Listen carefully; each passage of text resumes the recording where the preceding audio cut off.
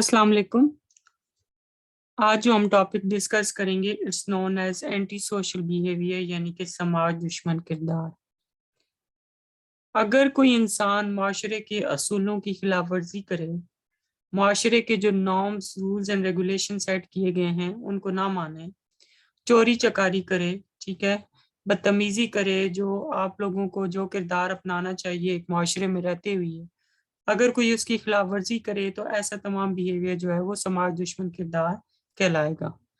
समाज दुश्मन किरदार ऐसा किरदार है जो कि सोशल वैल्यूज, असूलों, कवानीन, रवायात और अखलाकियात के मुखालिफ हो। यानी कि एक ऐसा किरदार है जिससे किसी भी माशरा जो है वो अजीब किस्म की बेसकूनी और अदम तहफ़्फ़ुज़ का शिकार हो जाता है, ठीक है, जहाँ पे अमन कायम नहीं रहता।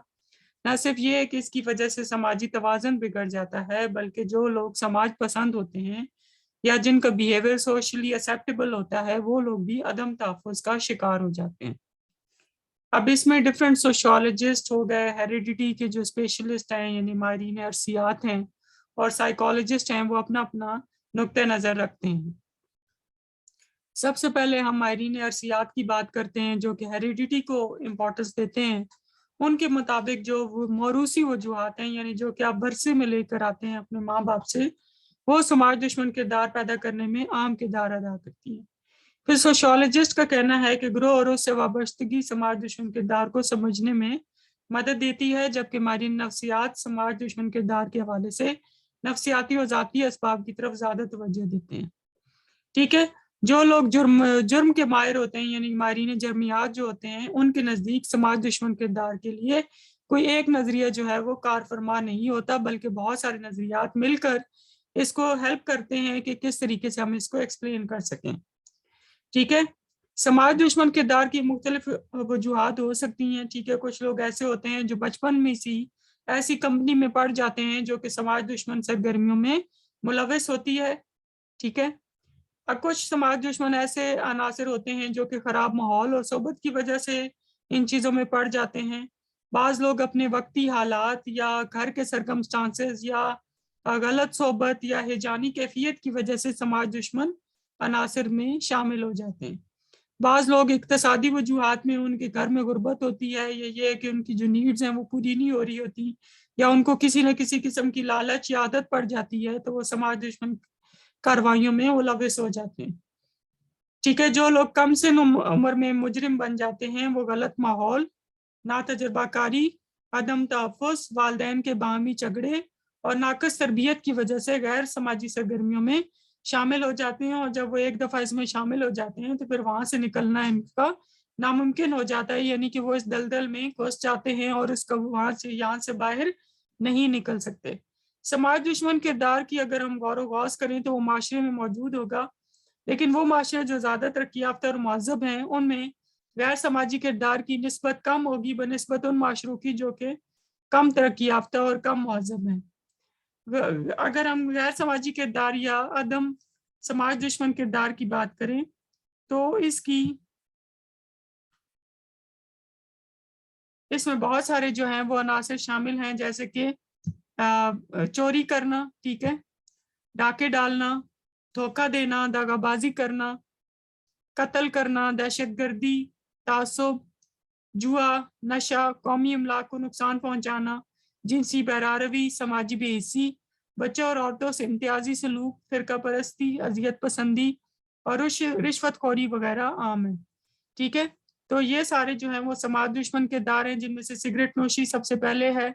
यूँ तो तंबाकू नोशी किसी भी सूरत में हो वो इंसान के लिए डेंजरस है, लेकिन जब आप निकोटीन की ज़्यादा मिकदार लेते हैं तो वो आपके फेफड़ों के लिए और आपकी पूरी बॉडी के लिए बहुत नुकसानदेह साबित होती है। ठीक है, दुनिया में कोई ऐसा मुल्क नहीं है जहाँ पे सिगरेट अवेलेबल ना हो। इसको आसानी से काश्त किया जा सकता है और इसकी बहुत ज़्यादा जो है वो मांग है दुनिया में, और इसकी ग्रोथ भी बहुत ज़्यादा है। ठीक है, लेकिन सिगरेट में एक ऐसा अंसर होता है जो कि मुज़र सेहत है, जिसका नाम है निकोटीन। ठीक है, और यानी कि नॉर्मल अगर अल्फाज में कहें तो इसमें तंबाकू भरा होता है, जो कि इंसानी सेहत के लिए खतरनाक है, क्योंकि ये दमा जैसी बीमारी, हाई ब्लड प्रेशर जैसी बीमारी, फेफड़ों के सरतान यानी कि कैंसर ऑफ लंग्स, ठीक है, लंग्स कैंसर, दिल के अमराज और टीबी जैसे شدید اور مہلک مرض جو ہے وہ لاحق کر سکتی ہے۔ سگریٹ کا دھواں ہوا کی نالی، منہ اور پھیپھڑوں کے خلیات کو بری طریقے سے متاثر کرتا ہے، انسان کی صحت تباہ ہو جاتی ہے۔ ٹھیک ہے، تحقیقات نے یہ بات ثابت کی ہے کہ سگریٹ نوشی کرنے والے افراد نہ صرف جلدی بیماریوں کا شکار ہو جاتے ہیں بلکہ ان کی موت بھی جلدی واقع ہو جاتی ہے۔ سگریٹ نوشی وہ واحد نشہ ہے جس کو کرنے کی قانونی طور پر اجازت موجود ہوتی ہے۔ اس کے اگر ہم فیکٹرز کی بات کریں تو اس کی بہت سارے فیکٹرز ہیں۔ ٹھیک ہے، شروع میں جو ہے ہم مختلف اسباب کی وجہ سے سگریٹ پینا شروع کر دیتے ہیں، لیکن بعد میں یہ عادت بن جاتی ہے اور اس سے چھٹکارا پانا مشکل ہو جاتا ہے۔ لوگ ٹی وی پر ایڈ دیکھتے ہیں، ٹھیک ہے، دلچسپ قسم کے اور رنگین قسم کے اشتہار جو کہ فلم، ٹی وی، ریڈیو اور اخبارات اور رسائل کے ذریعے پہنچتے ہیں تو وہ پھر سگریٹ پینا شروع کر دیتے ہیں۔ کچھ لوگ اپنے خاندان اور ہمجولیوں کو دیکھتے ہیں اور ان کو دیکھا دیکھی وہ بھی سگریٹ پینے لگتے ہیں۔ بعض لوگ اس کو مردانہ فعل سمجھ کر جو ہے وہ اس کے عادی ہو جاتے ہیں۔ کچھ لڑکے اور لڑکیاں سستی اور تھکاوٹ کو دور کرنے کے لیے، کچھ اپنی بے چینی کو کم کرنے کے لیے اور کچھ خود اپنے اندر خود اعتمادی پیدا کرنے کے لیے اس کا استعمال شروع کر دیتے ہیں۔ کچھ نوجوان لڑکے اور لڑکیاں جو ہیں وہ اس کا استعمال جو ہے وہ اپنی ذات کے ساتھ مشروط کر لیتے ہیں کہ اگر ہم سگریٹ پیئیں گے تو ہم کانفیڈنس رہیں گے، ہمارے اندر کانفیڈنس آئے گا، لیکن ہر حالت میں یہ انسان کے لیے نقصان دہ چیز ہے اور اس کے لیے مشاورت اور مستقل مزاجی سے علاج کرانا بہت زیادہ ضروری ہے۔ پھر جو نیکسٹ ٹاپک ہے وہ ہے ڈرگ ایڈکشن یعنی نشہ آور اشیاء کا استعمال۔ دنیا میں روز بروز نشہ آور اشیاء کا استعمال بہت تیزی سے پھیل رہا ہے۔ ایڈکشن کیا ہے؟ ہر وہ شے جسے استعمال کرنے سے ذہنی اور جسمانی طور پر فرد کی ذہنی کردار میں تبدیلی پیدا ہو اور یہ تبدیلی انسان کی صحت کے لیے خطرناک ہو۔ اس کا استعمال صدیوں سے جاری ہے۔ ان میں تمباکو، افیون، چرس، بھنگ، شراب، LSD، کوکین، مورفین، ہیروئن اور مختلف برانڈز کی نشہ آور ادویات شامل ہیں۔ ٹھیک ہے، سلیپنگ پلز بھی اس میں شامل ہیں۔ یہ ہمارے سینٹرل نروس سسٹم کو بہت بری طریقے سے متاثر کرتی ہیں، جس سے ہماری فزیکل فنکشننگ اور سائیکولوجیکل فنکشننگ متاثر ہوتی ہے۔ اس کے مختلف فیکٹرز ہیں جس میں سائیکو سوشل فیکٹرز شامل ہیں۔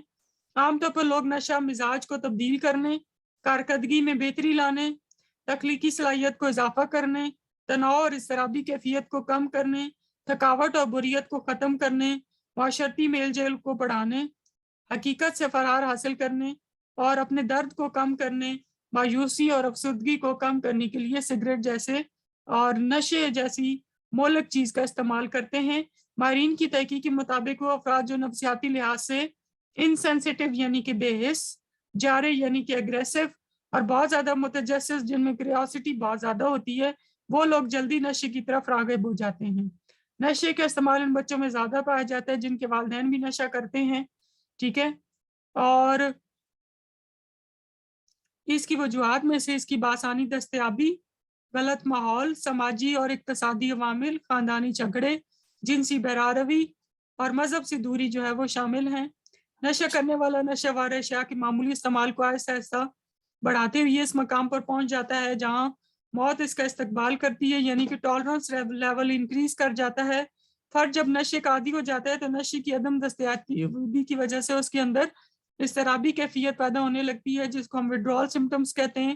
اس کا جسم نشہ نہ ملنے کی وجہ سے کانپتا ہے اور ٹوٹتا ہے، جسمانی اور ذہنی افعال پر کنٹرول ختم ہو جاتا ہے۔ اس کے نظام عصبی کے خلیے جو ہے وہ اس کا تقاضا کرنے لگتے ہیں کہ نشے کے علاوہ کوئی اور چیز نہ ملے۔ ٹھیک ہے، اس کے اندر اخلاقی، سماجی اور صحت کے اصولوں کو وہ توڑنا شروع کر دیتا ہے۔ اس کا خاندان، دوست، احباب اور فرینڈشپس متاثر ہوتی ہیں، بلکہ اس کی صحت بھی شدید حد تک متاثر ہو جاتی ہے۔ بعض نشئی تو اپنی نشے کی عادت کو پورا کرنے کے لیے جرائم کی جلدل میں بھی پھنس جاتے ہیں۔ اس لیے ہمارے مذہب میں ہر طرح کا نشہ کرنے کو سختی سے منع کیا گیا ہے تاکہ فرد صحت مند، ذہنی اور جسمانی لحاظ سے بہترین زندگی گزار سکے۔ ٹھیک ہے، تو یہ ٹاپک آج ہم نے پڑھا ہے، اس کو اچھے سے پڑھ لیں اور جو چیز سمجھ نہ آئے آپ کمنٹ سیکشن میں لازمی پوچھیں۔ اوکے جی، بیسٹ آف لک۔